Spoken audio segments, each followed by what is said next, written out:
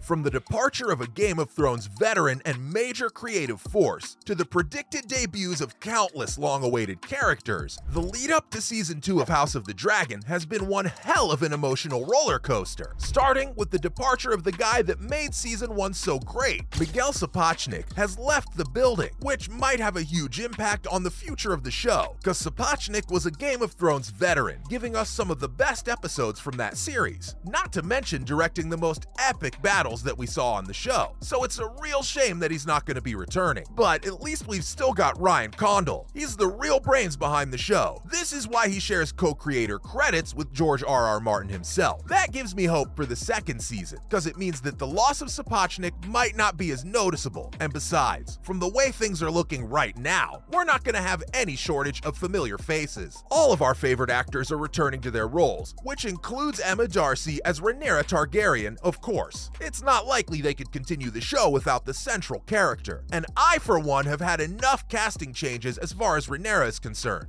If you cared so much about your house's blood, Sir Vaemond, you would not be so bold as to supplant its rightful heir. No, you only speak for yourself and for your own ambition. You'll have chance to make your own petition, Princess Rhaenyra.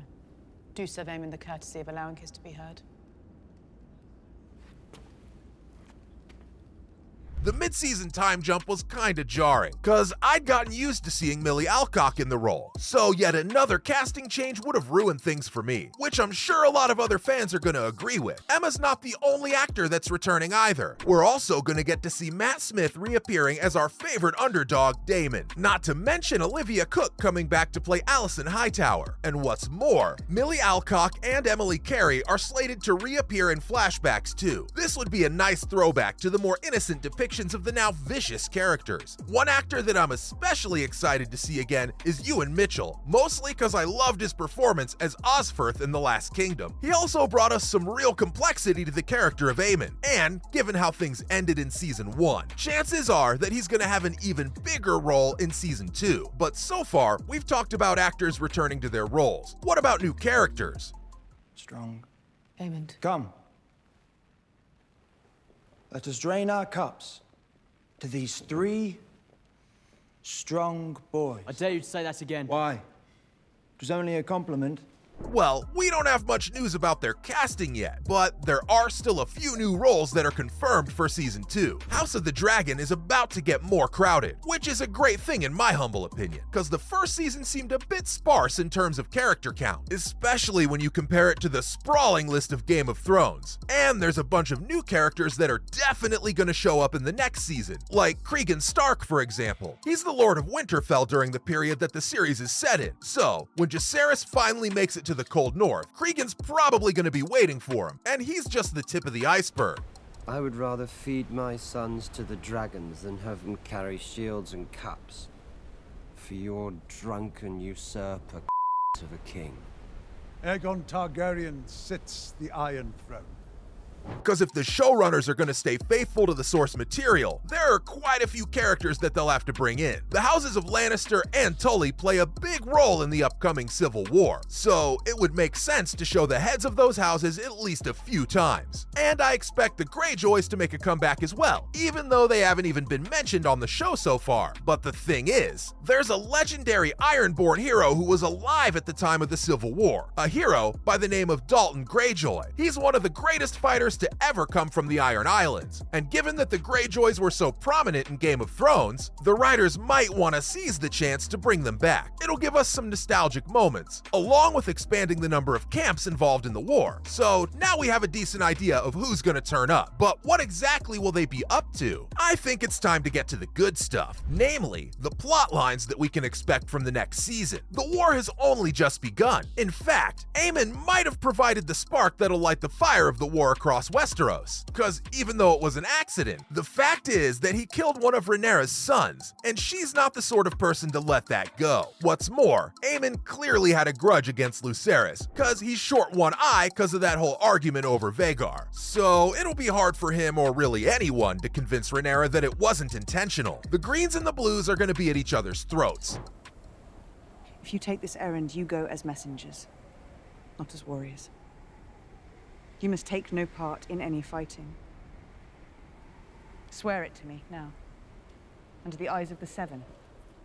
And considering that Jace is going to show up in Winterfell probably early on in the season, the Starks will enter the fray and give the Blacks even more support. This would mean that the war could stretch on for several episodes, if not into season 3. But there's obviously a lot more to House of the Dragon than just warfare. What about the relationships between the characters? Rhaenyra and Daemon are probably going to continue their unlikely love story. I guess we're ignoring the fact that he's her uncle. So the plot will likely feature the start and middle of the Dance of Dragons, probably expanding the scope of the series in the process. And considering how big the cast of characters is about to become, we're probably not going to be as hyper-focused on King's Landing. Although, the biggest storyline in Season 2 is probably going to take place in the capital of Westeros. There will be blood and cheese, which might sound like a weird combination, until you realize that they're actually the nicknames of two very important characters. They're going to be central to the revenge plot that Rhaenyra is going to come up with, and I don't want to spoil too much, but let me put it this way. They take things really far. Some might say too far. Like, for real though, if you haven't read Fire and Blood, you have no idea what you're in for. There's no guarantee that they'll show up in Season 2, but pushing their story to Season 3 would be kinda weird, cause everything they get involved in is based on the momentum of the Season 1 finale. So I'm pretty sure blood and cheese are gonna come into play at some point during Season 2. That said, your father's realm was one of justice and honor. Our houses are bound by common blood and common cause. This Hightower treason cannot stand.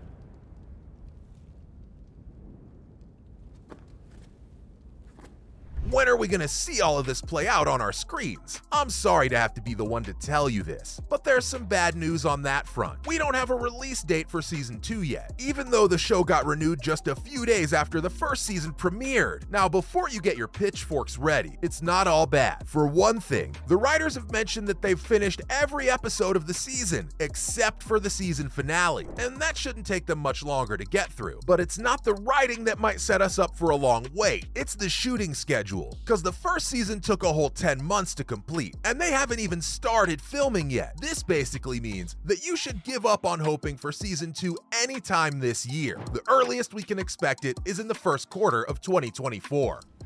Aemon, I will have the truth of what happened. Now. What else is there to hear? Your son has been maimed. Her son is responsible. It was a regrettable accident. Accident? So we're gonna have to wait at least a year for the season premiere. But here's to hoping that we get some more news soon, because I'm having a hard time waiting to find out what happens next. That was everything we know so far about House of the Dragon Season 2.